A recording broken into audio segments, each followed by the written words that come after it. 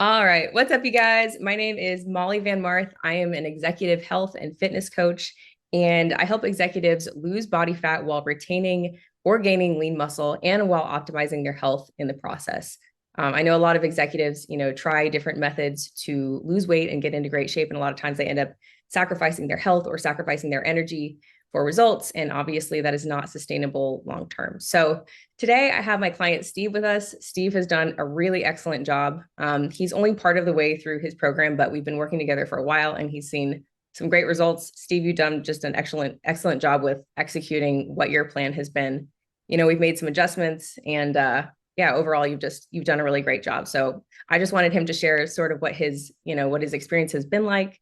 Also talk about some of the things that he tried on his own initially that wasn't working for him to see results. So Steve, first of all, who are you? What do you do? Give us a little bit of an intro on who you are. Yeah. Look, obviously, I work for a financial services company, overseeing, 200 financial representatives. So it's pretty stressful, right? Long hours, dinners in the evenings. So you got to watch, obviously, what you eat and what you consume.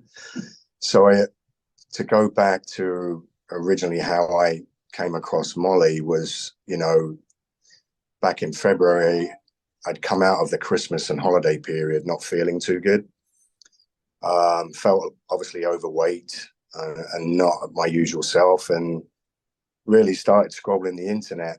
And I came across Molly and a couple of other individuals that I thought, well, let's give it a try.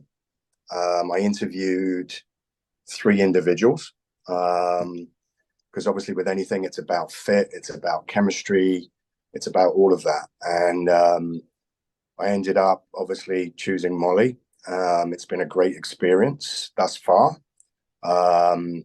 So we came out the gates, and I think the first week, Molly said, the first week, write down what you eat and what you drink, which was an eye opener because there was definitely not enough protein in my diet. It was obviously a lot of fat. So I think as you look out, and whoever's thinking of obviously engaging with Molly over the next, whether it's 3 or 6 months, the results for us have been, in my opinion, very, very, I would say very, very good. I said to Molly today, I've dropped 2 belt buckle loops, right, which is great. Starting to see, muscle definition. It's been fantastic. And in yourself, and it's not just about your physical well-being. I think it's more about your mental well-being too at the same time, your mental health and how you feel about yourself. So we've engaged for another 6 months, which is great. And I think the results will speak for themselves. I think you've got to have discipline. I always used to think that running and cardio would be the be and end all. It's not. It's part of it, but it's not. Obviously, the resistance and the strength training that we go through, and the exercise routine that Molly puts us on has really helped to retain muscle mass, even though you're doing a little bit of cardio. So it's been, for those that are thinking about doing this, it's been a fantastic experience thus far. That's awesome. Molly, I give back to you. Thanks, Steve. Yeah, I mean, as far as what Steve was mentioning, like with the belt buckle, especially, and what I think is common for a lot of executives when they try it on their own is sometimes they will start with cardio, and that's like their first line of defense with losing body fat. And unfortunately, when you are cutting calories and going to cardio as your main method for dropping body fat, what actually happens if you lose any weight at all? Sometimes you don't, but if you do lose weight, you're losing muscle with that kind of method. A lot of cardio, a lot of calorie cutting means muscle wasting, unfortunately. And so what happens with that is when you see the scale go down, you're also getting like softer.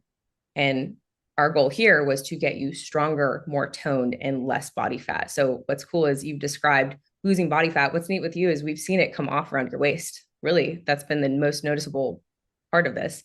And so it's neat that you've been able to experience, you've lost over 10 pounds of body fat, but you have gained lean muscle.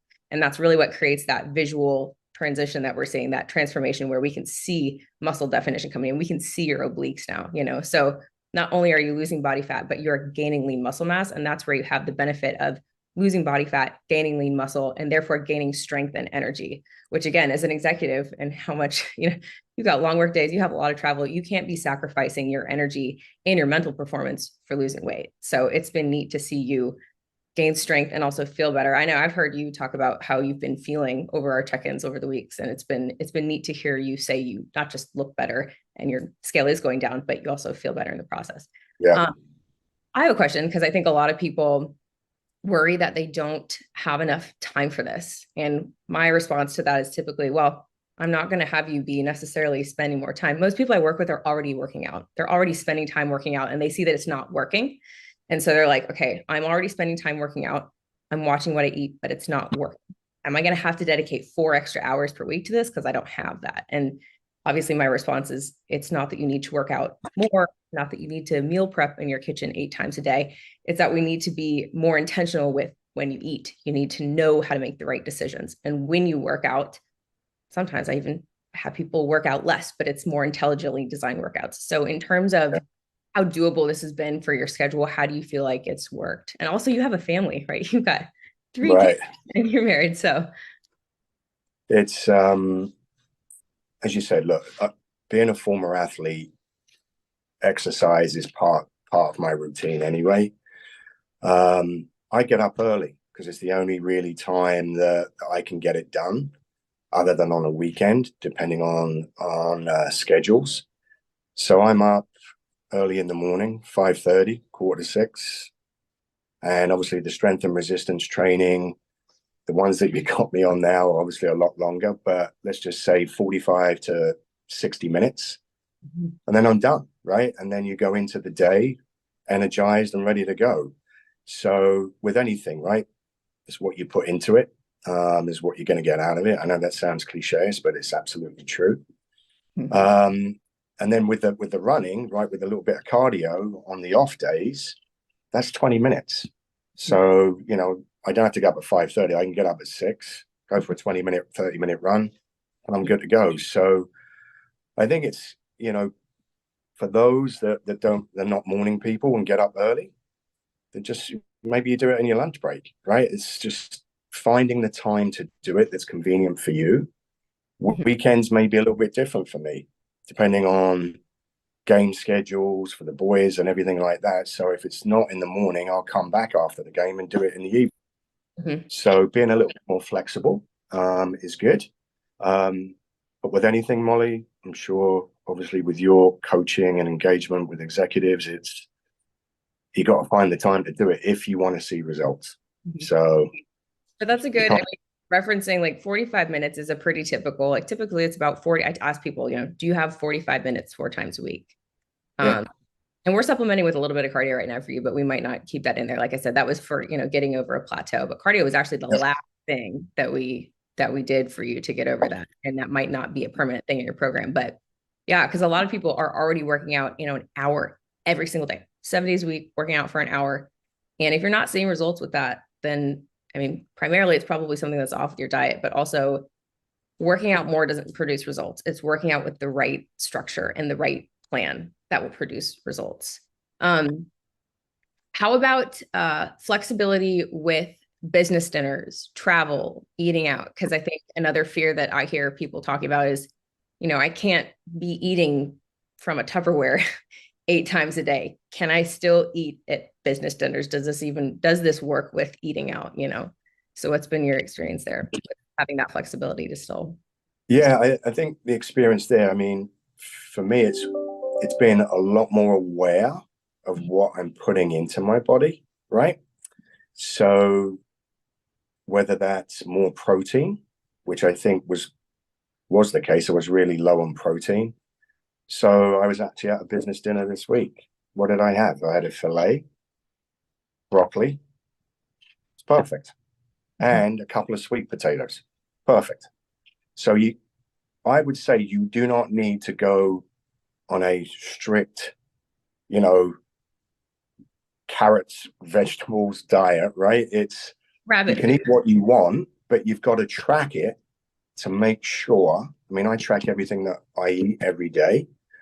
So, you know, if you're having a salad for lunch, maybe you do double chicken, right? You do double protein.